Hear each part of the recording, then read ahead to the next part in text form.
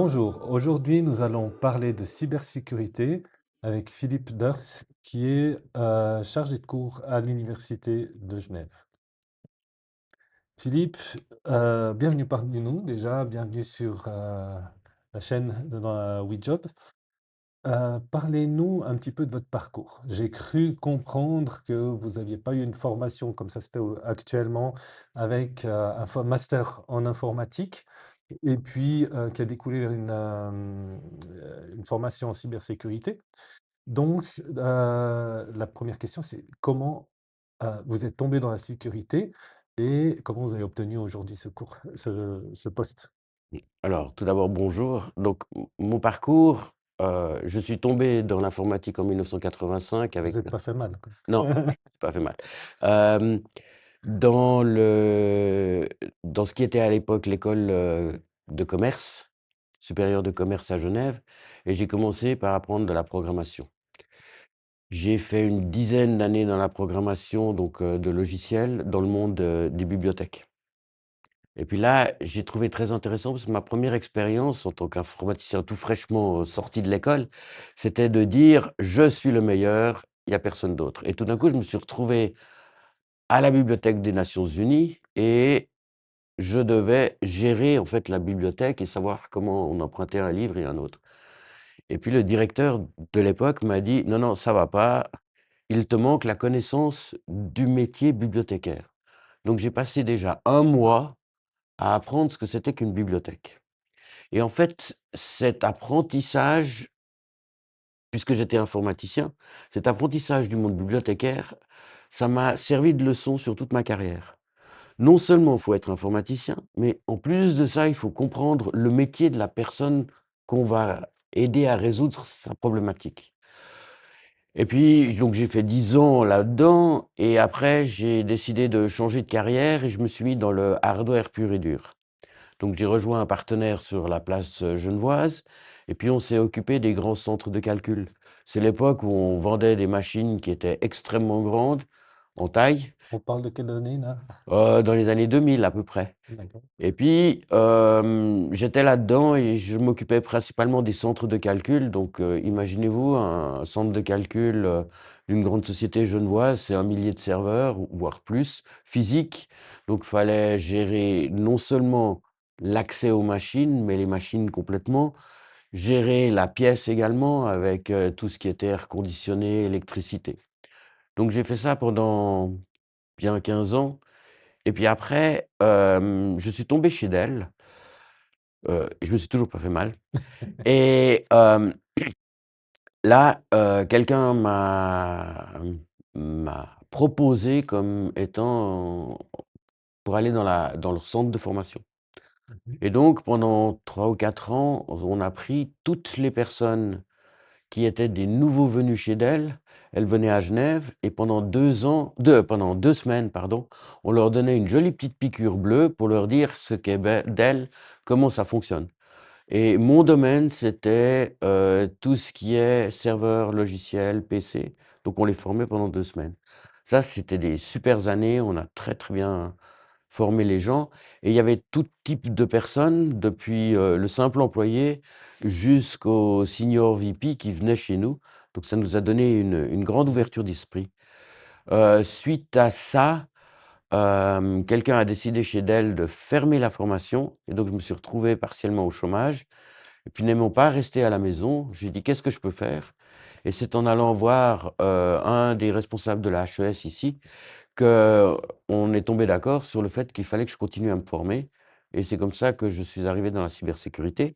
Mmh. Donc j'ai fait un master en sécurité de l'information à l'université de Genève, et puis au terme de cette, formation, comme, l'administrateur précédent partait à la retraite, la direction de l'université de Genève m'a proposé de reprendre le cursus administratif de cette formation, et non seulement je m'occupe maintenant du cursus administratif, mais en plus j'y donne des cours. Magnifique. Voilà. Donc de fil en aiguille, par l'expérience aussi, plus que par une formation de base dans l'informatique. Absolument, parce que malheureusement, suite aux accords de Bologne, mon titre de 1985 n'a pas été reconnu, ce qui correspondrait aujourd'hui à un bachelor en informatique, Oui. mais à l'heure actuelle, sur mon CV, j'ai 0 diplôme. Alors, donc officiellement, vous n'avez pas de master, vous n'avez pas de bachelor. Donc on est vraiment dans une génération, tout comme moi, où, à l'époque, on partait vraiment on montrait ce dont on était capable, et c'était peut-être plus valorisé, davantage valorisé que, il y a eu ce changement où maintenant, à notre époque, on demande plus, les diplômes que de l'expérience, Alors, à votre sens? aujourd'hui, je pense qu'on demande les 2. Maintenant, un master tel que celui que je gère à l'université de Genève, il est très bien vu sur la place de l'emploi. Donc les gens qui n'ont pas obligatoirement fait ce que j'appelle l'université classique ou les HES classiques, sans un master de ce type-là, peuvent très, très bien se retourner et avoir des très bons jobs aujourd'hui parce que les diplômes sont reconnus et que ce sont des formations qu'on fait, en formation continue, donc c'est pendant qu'on est dans son travail. Donc si, par exemple, vous avez plus envie d'être présentateur à la télé, mais que vous avez envie de devenir un spécialiste de la sécurité de l'information en informatique, et ben, vous pouvez sans autre adhérer à mon programme, venir en tant qu'étudiant et au bout de 2 ans, vous aurez un joli diplôme, un joli master pour être exact, en sécurité de l'information. D'accord. Donc, à l'heure actuelle, est-ce qu'il est encore Alors d'actualité? J'entends, est-ce qu'on peut actuellement encore continuer, quoi, entamer comme, on a fait à mon époque? Moi aussi, je suis arrivé, je suis tombé sans me faire mal dans l'informatique. J'ai eu mon parcours de développement et voilà, de chef de projet. Mais, est-ce qu'encore actuellement, on pourrait se lancer comme ça? Prenons, on parle de cybersécurité aujourd'hui. Est-ce qu'on peut se lancer, se mettre à se relever les manches, mettre les mains dans le cambouis et puis, décrocher des postes sans forcément avoir de formation? alors, je dirais que ça dépend de l'âge de la personne. C'est pas péjoratif, mais aujourd'hui, quand on voit les «petits jeunes» entre guillemets, qui sortent, qui ont des, facilités de hacking, dans le sens hacking, bénéfique, Mmh. ils amènent une expérience à une société qui leur permet de faire des pen testing, donc c'est de regarder quelles sont les failles qui sont ouvertes sur internet Mmh. et de ce fait-là, ces qualités sont reconnues et ces gens-là n'ont pas obligatoirement besoin d'un diplôme. Puisque c'est leur expérience personnelle qui et leur, je dirais leurs preuves qui vont faire en sorte qu'on puisse les employer.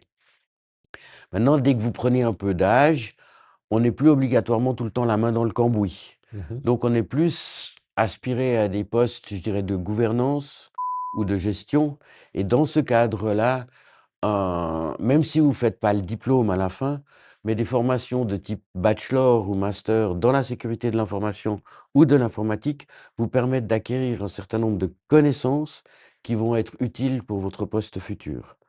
Et c'est pour ça que, je dirais, les 2 catégories se valent Et se rejoignent. et se joignent.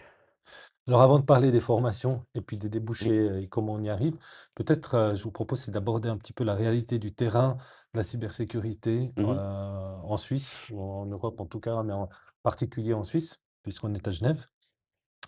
Qu'est-ce que la première question, c'est qu'est-ce que vaut, quel est le niveau de la Suisse en niveau de cybersécurité? On va dire de façon générale, après on ira peut-être plus en détail sur les entreprises ou en mode privé, mais en général, est-ce qu'on est bien protégé? Est-ce que voilà, quel est le niveau à votre avis? Alors, il y a, je dirais, il y a 3 catégories d'acteurs là-dedans. Si on parle des grosses sociétés, Nestlé et autres, ils sont extrêmement bien protégés et ils ont des équipes de cybersécurité. Mais sachant que le paysage aujourd'hui, c'est 80 de PME Oui. et les PME, c'est un peu comme, le dentiste qui habite juste en bas de chez moi. Il y a 2 ans, je sors de l'ascenseur, je le vois, le pauvre dentiste, la mine déconfite et tout. Il me dit: «J'ai un de mes copains dentistes qui vient de se faire hacker, il a plus ses rendez-vous, il a plus rien du tout». Donc il a travaillé pendant 2 semaines, 3 semaines, un mois avec le crayon papier, puis la feuille de papier, puis il attendait le client. Alors c'était un dentiste. Alors Tout le monde tout le j'ai monde vu ça il y a pas longtemps, il y a je crois une année en arrière aussi avec, les cliniques médicales à Lausanne. Ils exact. ont produit exactement, j'avais effectivement mon chirurgien qui était, au crayon papier parce que, bon ces données, elles n'avaient pas fuité, étaient protégées, mais ils avaient dû tout bloquer et il en était revenu au crayon papier effectivement. Voilà, mais il s'en est sorti. Pourquoi? Parce que ce soit le chirurgien, le dentiste ou ce genre de profession-là, les gens reviennent.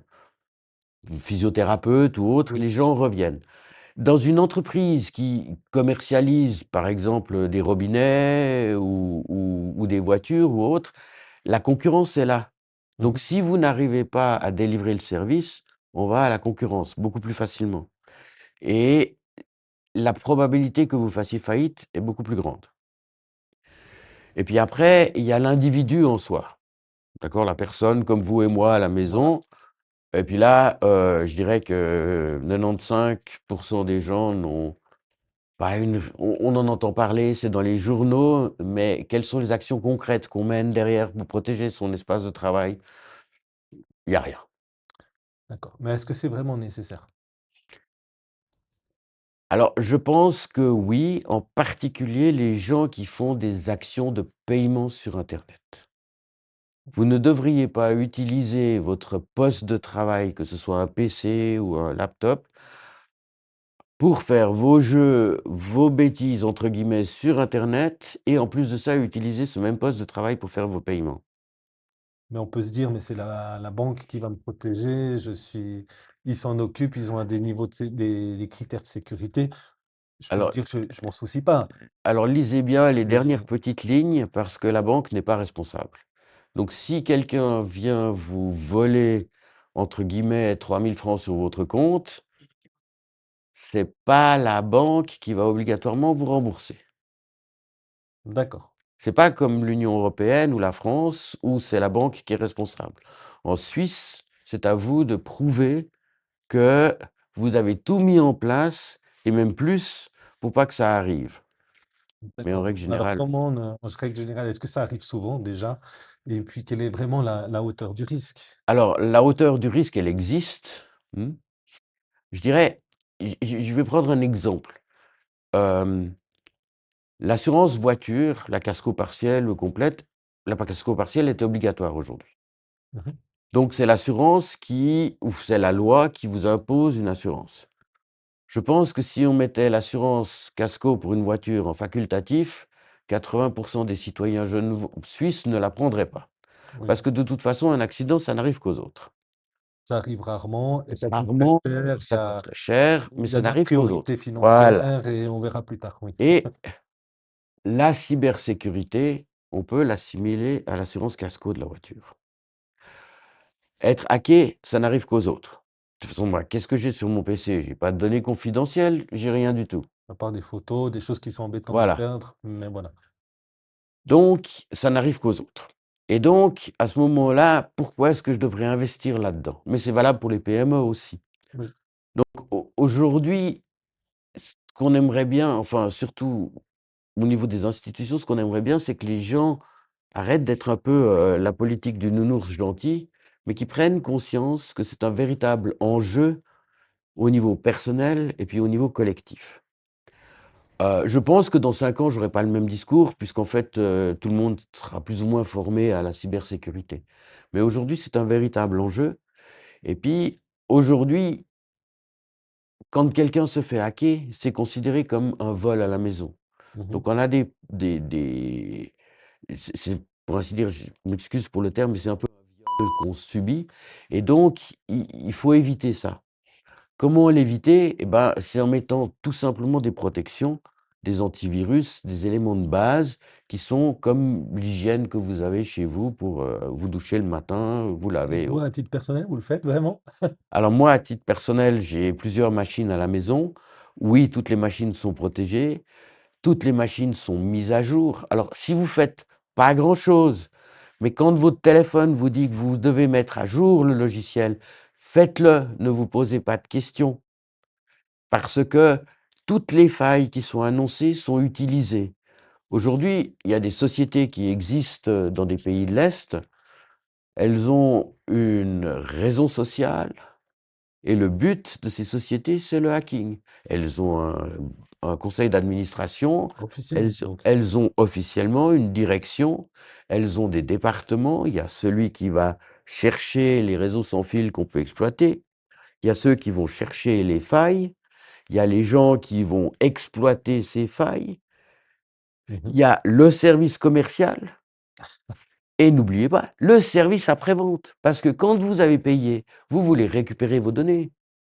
Et une fois que tout ça c'est fait, puis que le cas est clos pour ceux qui ont payé et qui ont voulu payer, après vous vous trouvez dans la problématique de dire: «Ah, mais c'était un bon client, pourquoi on n'y retournerait pas?» Donc il y a toute cette phase, c'est un marché immense Mais de si ce plusieurs sont milliards. des entreprises officielles, dans Oui, ce cas-là, pourquoi, je veux dire, elles sont quand même visibles publiquement. Si absolument. leur activité est connue, comment ça se fait qu'il n'y ait pas une intervention des autorités, de la police, pour que Parce ça que se fasse aussi ouvertement que vous le dites? alors, C'est moi quand j'en même connaissais impressionnant, c'est quand hallucinant. j'étais chez formateur chez Dell dans certains pays de l'Est, on les connaissait elles venaient ouvertement, hein. Hem Le problème, c'est après la preuve, amener la preuve que ce soit vraiment elle, mmh. Ces Mmh. gens-là sont quand même, c'est la même chose que la police qui fait une investigation pour un vol à la maison. On en Oui, chope quelques-uns, comme on connaît des investigations, la voilà, police sait que vous êtes coupable, mais tant qu'elle n'a pas juridiquement la preuve, et voilà, elle peut pas vous et arrêter. ces pays ces sociétés payent des impôts, beaucoup d'impôts dans leur, écosystème local, et donc c'est pas non plus obligatoirement la priorité des autorités Ça leur donne une locales, certaine immunité. voilà. Très bien. Et en Suisse, alors, dites-nous, est-ce que, on a des hackers en Suisse? Alors, on a en tout cas des hackers éthiques. Parce qu'on parle souvent de la Russie, de la Chine, de la Corée du Nord, on n'entend jamais parler de la Suisse. Donc, est-ce qu'il y a 2 possibilités? Bon, un, c'est qu'il y en a pas, mais ça, ce serait quand même douteux. De l'autre, est-ce que les hackers suisses, les black hats, hein, Oui. on dit, est-ce que vraiment les méchants hackers suisses, sont vraiment nuls? Parce qu'on n'en entend jamais parler ou ils sont très discrets? Alors moi, je pense qu'ils doivent être très discrets.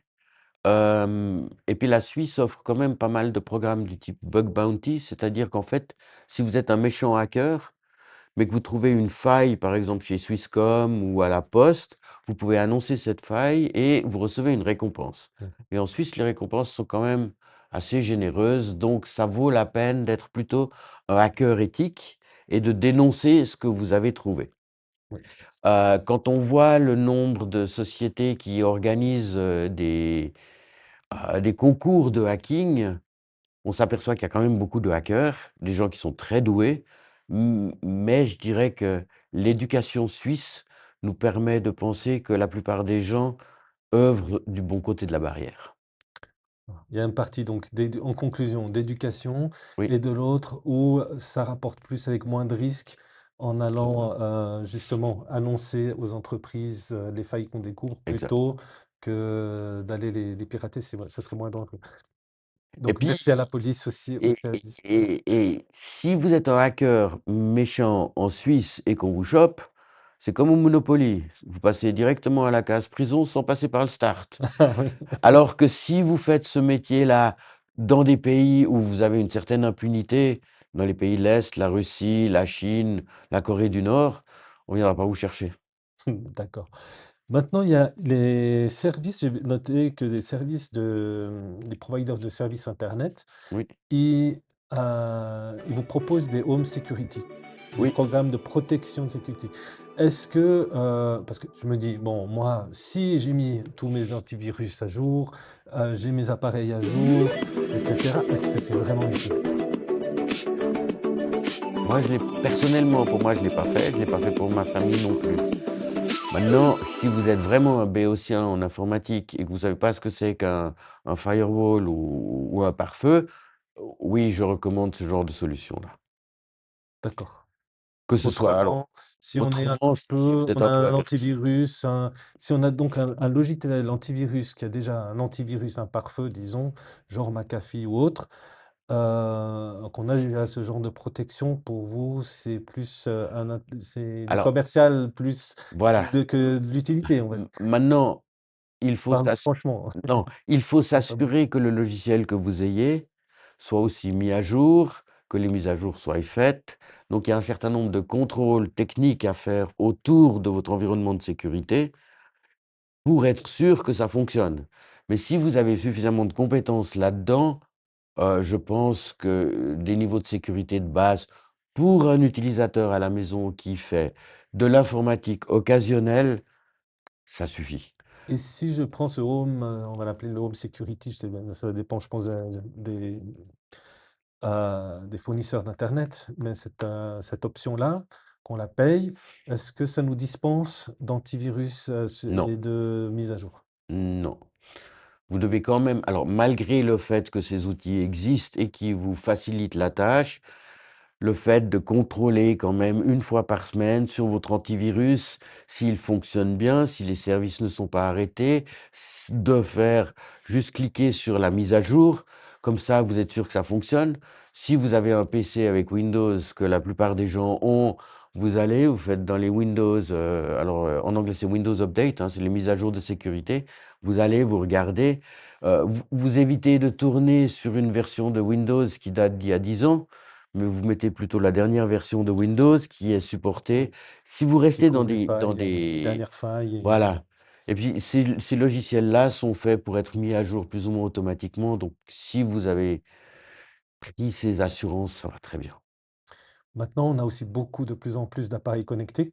Oui, Des personnes, moi personnellement pas, mais il y en a qui ont leur frigo qui commandent, qui passent les commandes directement, et cetera. Est-ce que ça, ce sont des failles, ou ça va absolument. l'être davantage?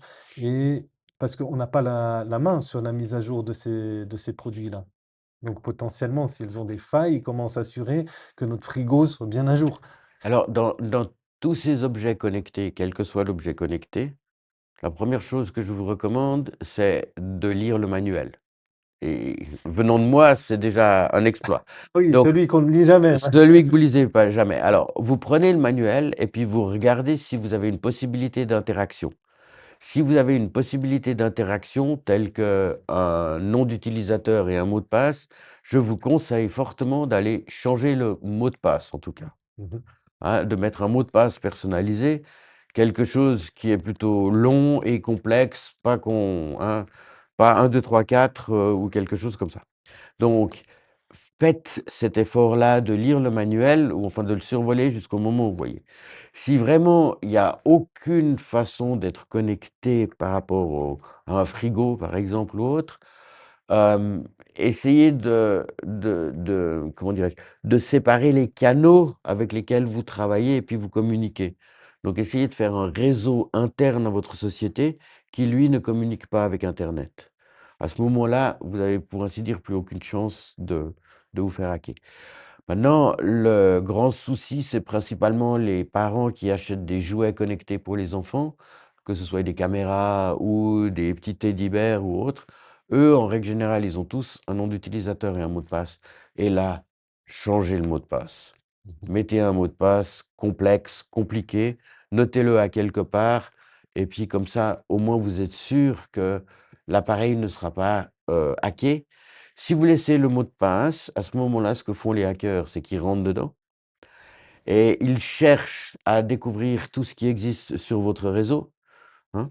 C'est un peu comme si vous entriez sur l'autoroute, vous regardez quelles sont toutes les voitures et ensuite de ça, vous essayez de vous élever, prendre par exemple le rôle d'une voiture de police, d'arrêter un autre conducteur, de le jeter, de prendre sa place et en fait, vous allez escalader les différents échelons jusqu'à arriver et prendre le contrôle de votre environnement informatique et à ce moment-là, en règle générale, une fois que c'est bien encrypté, vous avez une jolie petite fenêtre en disant: «Vous nous devez tant».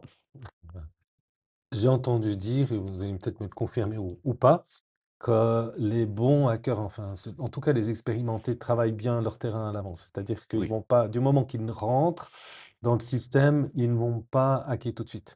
Ils vont déjà voir s'ils sont détectés, ils vont faire de l'observation, et vraiment préparer leur hacking, prendre du temps pour vraiment, avant de passer à l'attaque. Alors, tout bon hacker, comme je le disais tout à l'heure, c'est des sociétés, hein, on va parler d'une société. Oui. Donc, L'intérêt, c'est de savoir combien vous valez et donc quand ils ont pénétré chez vous, quand ils sont entrés chez vous, ils vont tâcher de trouver quelle est votre valeur financière. Parce que si vous valez 10 francs, Oui, ça vaut pas la peine, je vous hack directement, je vous demande 10 francs, on va négocier, vous allez me payer 5. Par contre, si vous êtes, monsieur Bertarelli, par exemple, qui valait plusieurs milliards, à ce moment-là, si j'arrive à hacker votre, réseau, j'arrive à prendre possession de votre, ordinateur, je vais faire 2 choses. Je vais d'abord tâcher de une fois que j'ai vu votre valeur, financière, c'est déjà de voir comment est-ce que je peux exploiter les données qui sont dans votre ordinateur et ça peut être des cycles très longs parce qu'en fait, je vais exfiltrer les données petit à petit pour ne pas sonner quelque alarme et ensuite de ça, une fois que j'ai exfiltré toutes les données, je vais encrypter votre, poste de travail ou votre serveur et puis à ce moment-là, je vais vous annoncer que, bah, vu si vous valez, plusieurs milliards, ben, voilà, je vous demande 100 millions. Puis après on commence à négocier. voilà, pour connaître la valeur, en fait, de Voilà, négociation. oui, Heu, Par expérience, j'étais dans une société où les hackers ont réussi à rentrer et on a oui, donc il y avait des backups qui étaient faits, oui, mais ils ont réussi à observer, remonter le chemin sur des autres serveurs jusqu'au backup pour les crypter. exact. C'est une pratique courante? Alors, oui, en fait, ce qu'il faut savoir, c'est que quand vous êtes tout élément informatique qui est connecté à une machine qui a été piratée, elle est piratable. Donc aujourd'hui, si par exemple dans votre PC à la maison, vous faites une sauvegarde sur un système quelconque qui est relié à votre port USB et puis que vous le ne déconnectez jamais, bah, la sauvegarde n'a pas une grande valeur. Oui, puisque, Puisqu'elle est connectée, donc si le PC est encrypté, le disque dur externe avec vos sauvegardes sera encrypté également, donc vous n'avez pas de sauvegarde. Donc la première chose que je vous recommande, c'est de faire des sauvegardes, que ce soit de votre téléphone, de votre PC, de tout ce que vous avez, faites des sauvegardes et vous faites des sauvegardes qui sont déconnectées. Donc en fait, quand vous avez terminé votre sauvegarde, vous enlevez votre connecteur USB, comme ça, le disque dur, il n'est pas encryptable, et puisqu'il on n'est le pas met au connecté. coffre-fort en cas d'incendie, on le Alors après l'informatique, enfin la cybersécurité n'est pas qu'une des d'accord? Un des oui, risques. La probabilité qu'à la maison vous ayez encore un feu et puis que vous ayez un dégât d'eau, est plus faible. Mais oui, le mieux, ce serait, si vous avez des enfants puis qu'ils habitent pas à la maison, bah, vous allez poser un disque dur chez vos enfants. Maintenant, faites aussi attention au cambriolage, donc selon ce que vous avez, mettez-le dans un endroit sûr.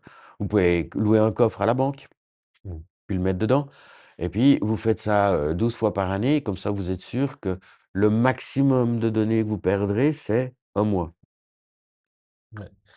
Alors avant peut-être de parler aussi d'un sujet, c'est aussi, qui je pense touche, plus ou moins directement la sécurité, c'est le darknet. Oui, Avant d'aborder ça, il y a, en travaillant un petit peu mon sujet, il y a un office fédéral, de la cybersécurité dont on parle assez peu.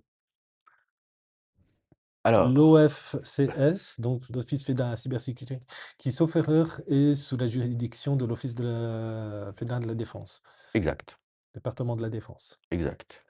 Donc quel que soit le nom qu'on lui donne, il existe à Berne un office fédéral qui est chargé de la protection du citoyen ou des entreprises par rapport à la cybersécurité. Il est fort regrettable que cet office n'ait pas plus de moyens.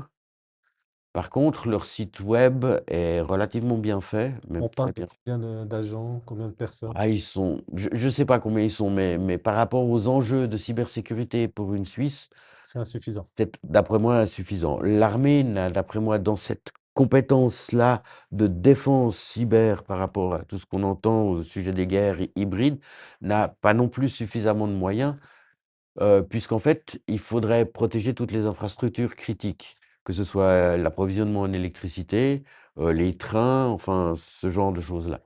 Donc aujourd'hui, ce sont un peu les parents pauvres de la sécurité, mais je pense que c'est un peu normal puisque nos politiciens, malheureusement, c'est comme les êtres humains et je reviens à ma comparaison, mon analogie par rapport à l'assurance casco de la voiture.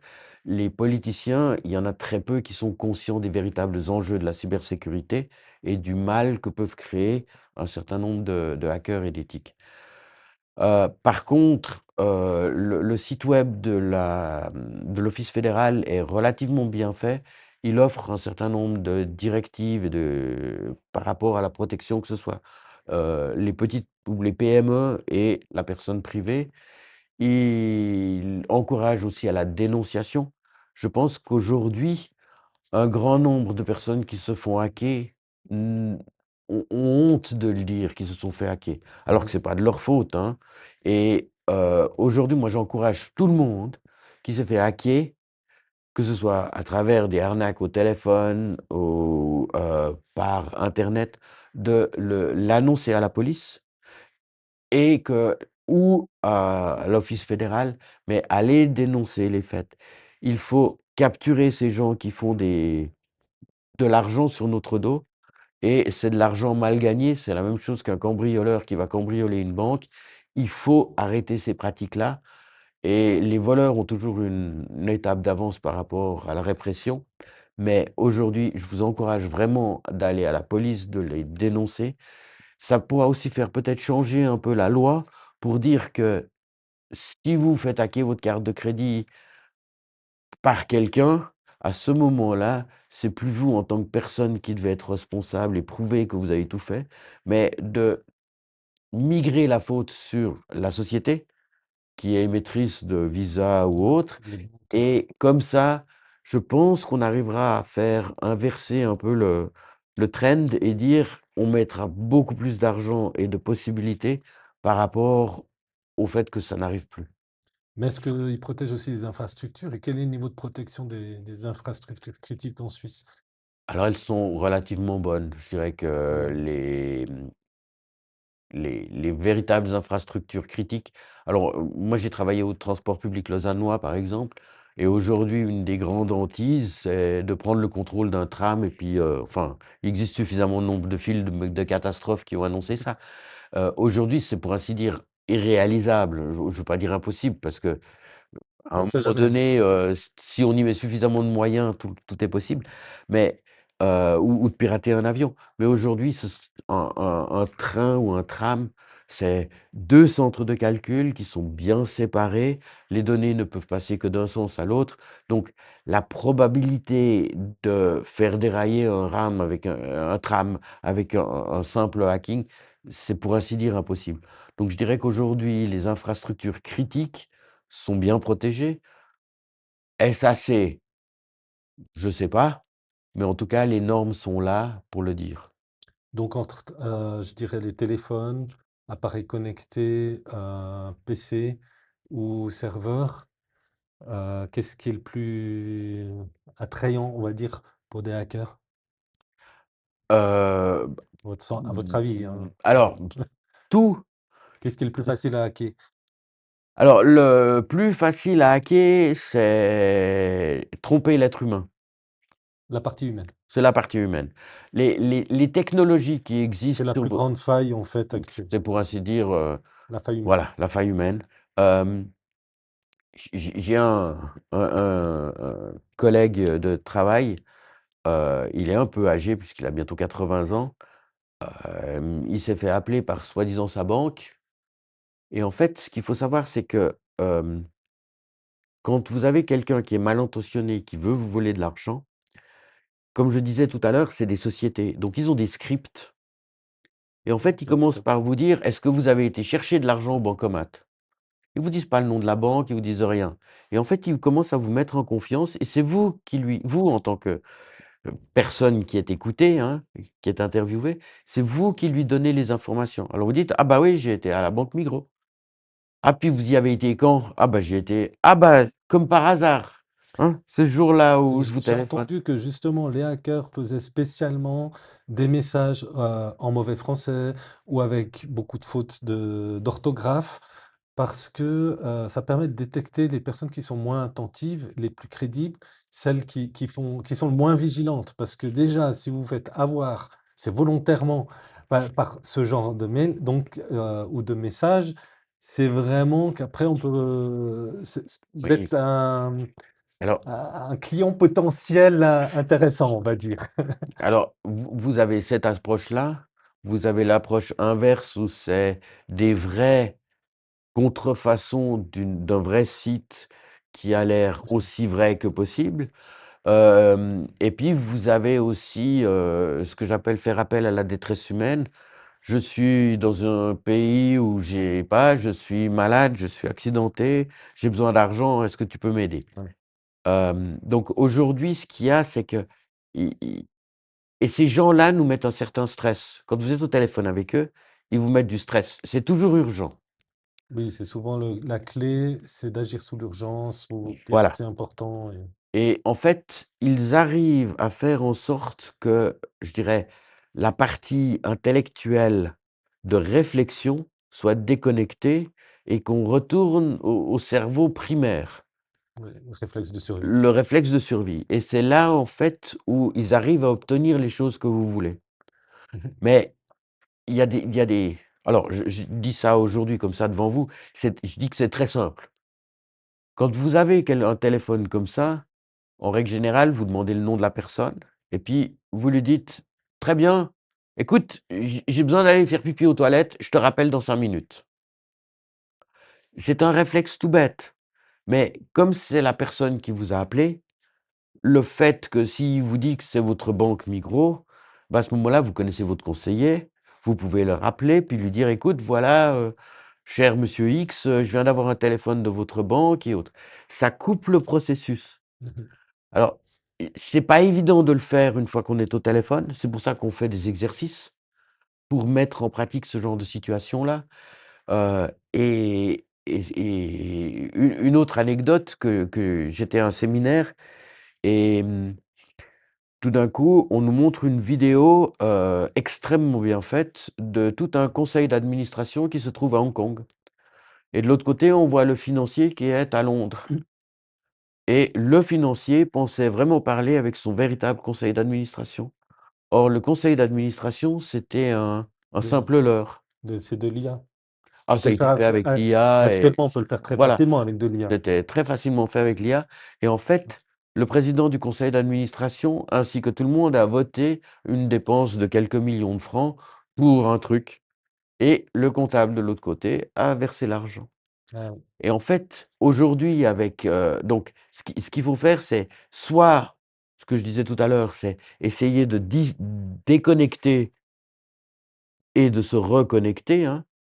Comme quand on vous téléphone, vous rappelez en tant que personne, à ce moment-là, le lien est brisé, donc ça va Mmh. pas.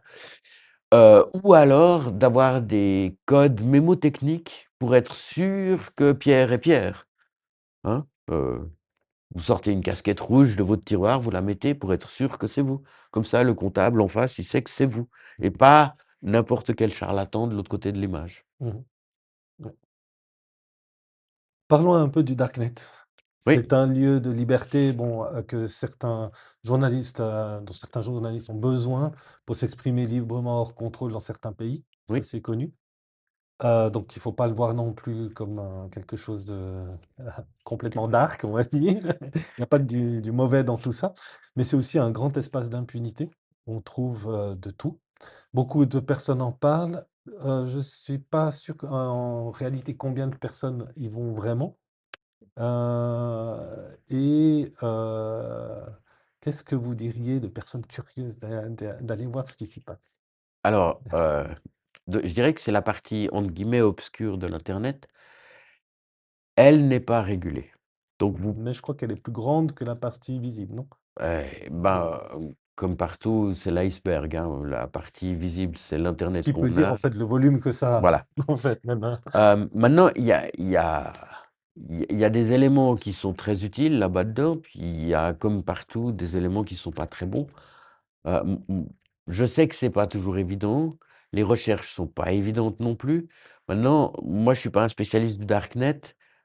mais on trouve de tout et il y a aussi des bonnes choses, hein. En particulier, ce que vous disiez, c'est que selon le régime dans lequel vous êtes, si vous avez pas, la possibilité de vous exprimer dans le monde, je dirais libre, à ce moment-là, vous devez chercher des alternatives.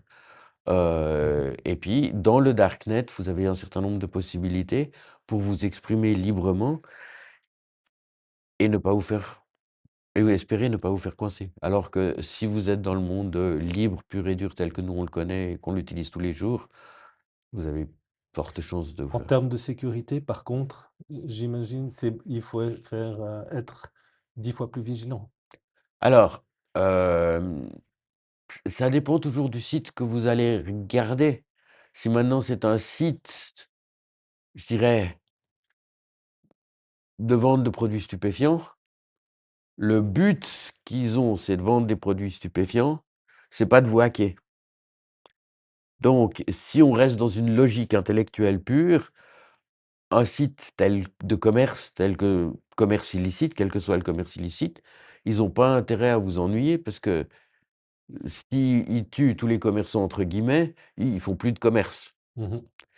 Donc c'est plutôt dans une logique inverse, il existe ce qu'on appelle des honeypots, hein, c'est des pots à miel Pour qui attirer vont les attirer un certain profil et ces profils-là, naturellement, vont être hackés.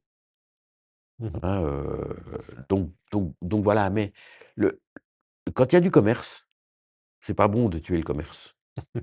Mmh, donc il faut rester logique dans alors oui, il faut être vigilant, oui, il faut moi je déconseille d'y aller, à Après au moins niveau qu'on commerce, il y a du commerce et du commerce parce qu'il y a beaucoup d'arnaqueurs aussi. absolument, Parce que vu que c'est un lieu d'impunité, il y a aucune régulation, personne ne peut vous attraper. Vous allez pouvoir me vendre, ce que n'importe quoi, si j'envoie l'argent et ne jamais rien m'expédier. absolument. Et puis Ah, tout le monde est anonyme, c'est un lieu d'impunité ah, par excellence. absolument, mais quand vous allez dans le darknet, vous connaissez c'est pas pour rien que ça s'appelle le darknet, vous savez quels sont les risques que vous avez. Vous n'avez aucune protection. Vous avez aucune protection. Il y a rien. Il y a pas de protection juridique. Si vous Mmh. allez sur le site commerce d'une grande enseigne genevoise, si vous payez quelque chose et puis qu'on vous le livre pas, vous avez un certain nombre de possibilités d'actions, j'espère pas juridiques, mais vous avez une certaine protection. Est-ce que c'est un lieu de prédilection que les hackers, Alors aiment fréquenter, on va les dire? hackers vont utiliser ces lieux pour stocker les informations qui ont été récoltées pour ne pas être découverts, hein, parce que Les c'est sous revendre après. l'anonymat et elles vont utiliser, ces sites du darknet pour revendre les informations. Donc non seulement ils se font un profit parce qu'ils vous ont escroqué puis que vous avez payé ou pas et en plus de ça, ils vont revendre ces informations parce que ce sont des tou toute information a une certaine valeur. Mmh mh. Je vous propose de parler des formations maintenant, des cursus au niveau de la cybersécurité, Oui. on peut en parler. Hem, Est-ce que, puisqu'on parle des hackers, Mmh. est-ce que des personnes suivent des formations pour devenir hacker? Pour mieux savoir hacker? Alors en Suisse, à ma connaissance, il n'y a pas de formation avec un diplôme à la fin, un bachelor ou un master en hacking. Non, mais par exemple, je viens suivre vos formations dans l'objectif inavouable et inavoué de devenir un blacker et rançonner, la moitié de la Suisse. Alors, si vous Est-ce que venez ça chez moi, vous aurez peu de chance puisque moi je fais une formation en gouvernance. Par contre, il existe des formations techniques tels que le brevet fédéral, en cybersécurité, qui sont des formations effectivement techniques, qui utilisent des outils de hacking pour trouver des failles dans des sites web, dans les éthique? autres. Donc, si vous enlevez le mot éthique, vous pouvez utiliser les mêmes outils à des fins malsaines. Ne l'utilisez pas en Suisse parce que autrement vous risquez de vous faire coincer.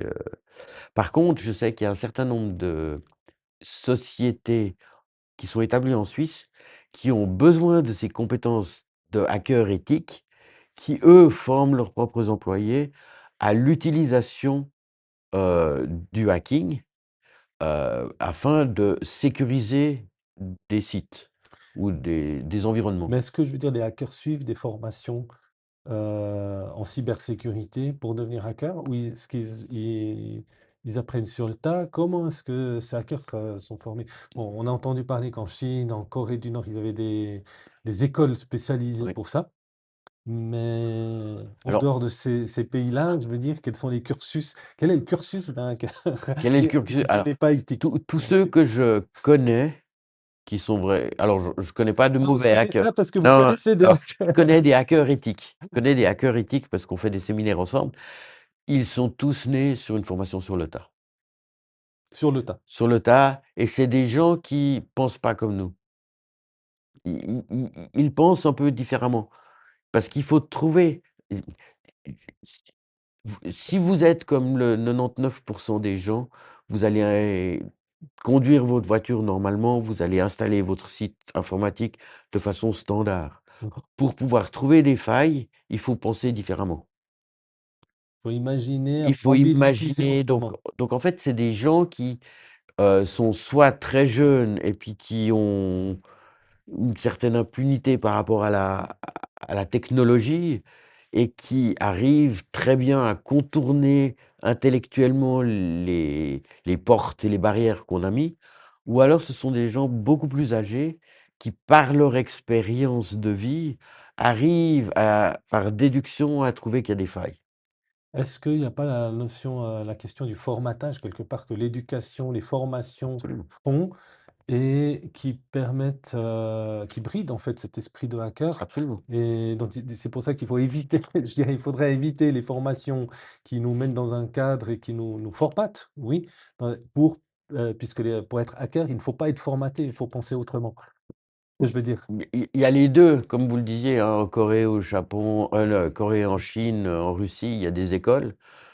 Comme partout, quand on vous emmène, dans un bâtiment comme ici, puis on vous dit: «Ben, essaye toutes les portes fermées» et puis on essaye les portes et puis il y en a une qui est ouverte et puis on arrive comme ça. Donc en fait, il existe les 2 écoles et puis plus on va de l'avant, plus on connaît et puis après on reproduit les chemins. Mais même Mmh. les hackers qui viennent de la formation sur le tas, ils ont leur propre cheminement et processus pour arriver à découvrir une faille. Mais quelle est on peut dire quelle est la ligne, ou la limite éthique entre, le hacker éthique, le hacker pas éthique? Parce qu'il y a forcément une zone grise discutable. C'est Alors quoi, quelle est comment est-ce qu'on définit cette ligne? alors, pour Cette moi, frontière? un hacker éthique, c'est quelqu'un qui reçoit soit une mission de la part d'une entreprise en disant: «Teste-moi», soit elle se trouve dans le cadre d'un concours quelconque: «Teste-moi», soit c'est plutôt, je dirais, un gamin qui, à force de se balader, trouve quelque chose et plutôt que de l'exploiter à des fins malsaines, prend le téléphone et puis dit, «Cher responsable informatique, j'ai trouvé ce machin-là chez toi». Est-ce que c'est pas dangereux? Parce qu'il pourrait dire: «Oui, mais» du coup, parce que s'il l'a trouvé, c'est qu'il a fait c'est illégal. Si l'entreprise l'a pas demandé, Alors il n'a pas le il y a consentement de juridiquement, il y a pas de consentement, donc juridiquement, c'est mais du s'il fait pas de dégâts, mais qu'il dit que je pense que la société enfin, je suis pas un expert au niveau juridique à ce niveau-là, ouais. mais je pense que le bon sens fait que la société fermera plutôt les yeux et sera contente de ne pas avoir une faille ouverte sur internet que n'importe qui d'autre pourrait utiliser. Et est-ce que, certains hackers, disons éthiques, quel est le niveau? Quelle est la tentation de franchir la ligne? Est-ce qu'il y a beaucoup de hackers comme ça éthiques qui sont tentés? Est-ce que ça peut arriver? Il y a des situations qui peuvent arriver. Moi, je suis persuadé que ça existe et puis je dirais que c'est comme partout, c'est l'appât du gain ou du pouvoir. D'accord. Hem, dans le domaine, donc aussi de la cybersécurité, donc on parle du côté éthique. Quels sont les profils que les entreprises recherchent le plus? Les profils des personnes rares. des perles rares Mmh, actuellement, hein, alors les perles rares, je dirais qu'aujourd'hui, c'est principalement soit des gourous technologiques, d'accord? Des gens qui sont vraiment pointus au niveau, par exemple, des équipements réseau pour éviter que les gens rentrent, pour pouvoir gérer, je dirais, l'infrastructure interne d'une société. Donc ces profils hyper techniques, des pentesters, par exemple. mmh Après, la question est de savoir quelle est leur durée de vie, dans le sens où aujourd'hui, on a, l'intelligence artificielle qui arrive et il y a beaucoup de choses qui pourraient être remplacées à terme par l'intelligence artificielle ou un certain nombre en particulier, je dirais, un pentester, donc c'est quelqu'un qui va vous lui dites: «Ben, j'ai mon site, www.xy.z.ch, va voir quelle est ma protection» et en fait, il va essayer de pénétrer dans votre site en utilisant toutes les possibilités qui existent. Ouais, oui, on va tester vraiment Il va la vraiment tester la solidité. solidité de et aujourd'hui 80 de ça pourrait être fait, entre guillemets, ça existe pas encore, hein, mais pourrait être fait par des machines, l'intelligence artificielle et puis après, il faudrait utiliser le résultat et à ce moment-là, une fois que ce résultat est fait, utiliser un cerveau humain pour arriver à définir les 20 restants, qu'est-ce qui est vraiment dangereux ou pas. Et puis l'autre chose qu'on voit, c'est en fait des postes qui sont liés à heu, des résultats de la loi.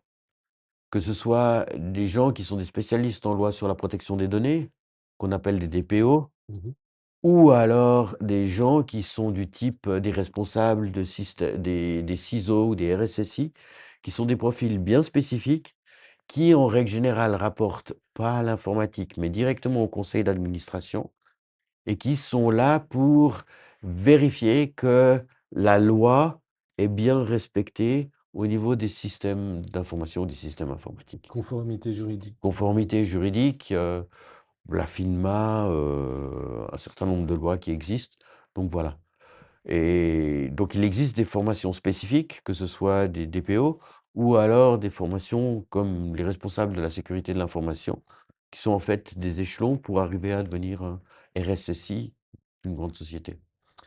En termes de cursus dans la cybersécurité, est-ce qu'il existe de nombreux, cursus, de nombreux postes? Voilà, je pense à un jeune ou moins jeune, c'est égal, qui tout d'un coup s'intéresse à la cybersécurité et dit: «Ben, voilà, moi j'ai de l'expérience, par exemple, peu importe en domaine informatique, disons, mais c'est un domaine qui m'intéresse.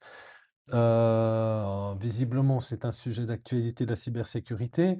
J'aimerais bien me reconvertir, aller là-dedans». Quelle est la panoplie, les différents métiers? Est-ce qu'il existe différents métiers ou par quoi commencer? Quelle est l'approche? Pour voir qu'est-ce qui me plairait, qu'est-ce qui me plairait pas? Donc si on reprend de façon très large les panels de formation en cybersécurité, vous allez avoir, je dirais, si on sépare les catégories d'âge, vous avez les jeunes ou très jeunes qui Oui, apprennent la cybersécurité à travers un certain nombre de jeux qui sont mis en place, puisque c'est du gaming, jusqu'à l'âge de la fin du cycle. Après, vous avez, des spécialisations en informatique pour, les jeunes gens qui veulent faire des apprentissages ou des écoles techniques telles que la HEG donc il ou existe des apprentissages en pas cybersécurité? obligatoirement en cybersécurité, mais il faut d'abord apprendre l'informatique et puis par la suite, vous allez faire une spécialisation. Mais je pense que de plus en plus de formations intègrent la cybersécurité en soi. Oui. Après, vous avez des spécialisations à l'université, dans les écoles supérieures, que ce soit quelle que soit l'université, ou dans les grosses écoles, Saint-Gall, l'EHP, l'École polytechnique fédérale ou Zurich, Lausanne ou Zurich. Après, vous avez la possibilité de faire ce qu'on appelle la formation continue et là, vous avez de nouveau des spécialisations en formation continue que vous trouvez sur toute la Suisse. Aujourd'hui, vous avez 2 types de formations. Je dirais, les gens qui sont plutôt en gouvernance, plutôt du management, qui ont besoin de comprendre ce qu'est la cybersécurité et Mmh ces formations en management ou en gouvernance, elles s'adressent aussi bien aux informaticiens qu'à d'autres professions. Imaginez, une personne aux ressources humaines qui est s qui a des contraintes légales par rapport à la loi sur la protection des données. Donc quand elle vient suivre certains de nos cours, elle peut faire le lien entre les 2 puisqu'elle connaît son métier. Nous, on lui enseigne la cybersécurité et on arrive à faire un match. Typiquement, la police qui doit intervenir sur des questions de, voilà, de vol d'argent, de hacking, Voilà. d'appel, etc. Et puis, vous avez des spécialisations beaucoup plus techniques, hein. J'ai mentionné tout à Mhm. l'heure le brevet fédéral en cybersécurité qui, eux, c'est l'utilisation d'outils et vous allez peut-être aller travailler après chez un grand acteur qui vend de la sécurité informatique en tant que service à des sociétés et qui exploite ce qu'on appelle un SOC, un System Operations Center, qui récolte en fait toutes les informations d'un client, qui les met dans le bon format et qui arrive à voir s'il y a une faille potentielle ou un danger potentiel au niveau d'un client. Donc après, ce sont des gens qui vont travailler derrière des grands écrans où il y a tout plein d'informations qui arrivent et ils vont tâcher de découvrir si effectivement il y a une faille potentielle ou pas.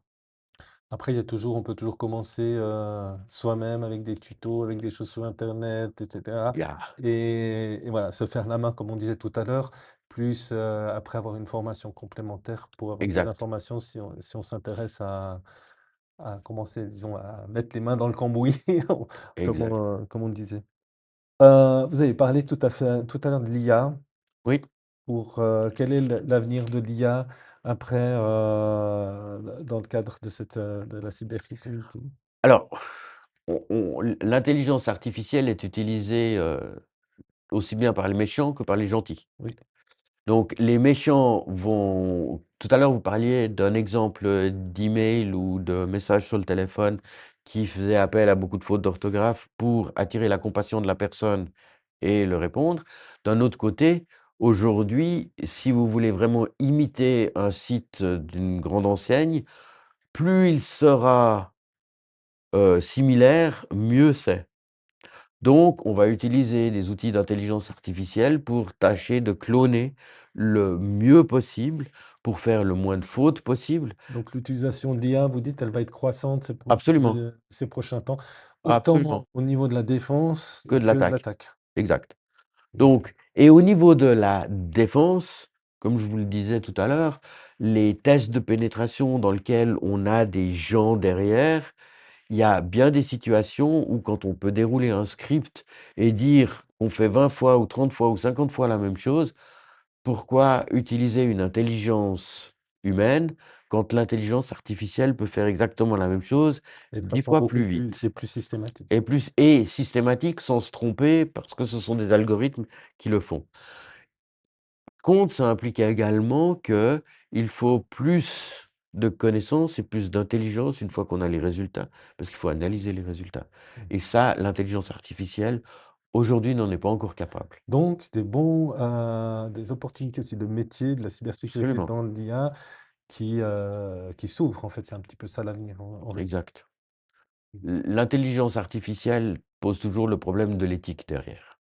Je dirais qu'il faut que la personne soit justement éduquée pour pouvoir comprendre quand c'est bien et quand c'est mal.